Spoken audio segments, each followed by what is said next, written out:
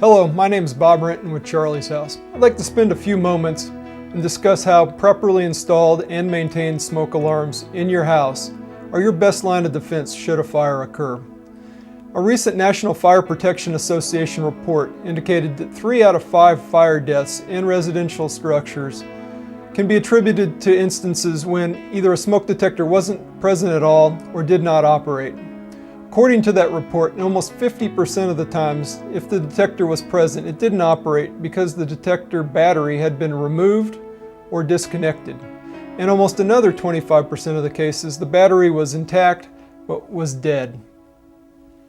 The proper installation of smoke alarms in your house can increase your chances of surviving a fire by almost 50%. The International Building and Fire Codes recommend that smoke alarms be installed in each sleeping area and in areas adjacent to those sleeping areas. Additionally, smoke alarms should be installed on each level of the structure, including the basement. Smoke alarms should be tested monthly at a minimum. The test can be completed by depressing the button on the face of the alarm. Additionally, the batteries in the alarm should be replaced at least twice a year. A good rule of thumb for replacing the batteries is to replace the batteries when you change your clock for daylight savings time. The average lifespan of a smoke alarm is 10 years. After 10 years, the alarm should be replaced.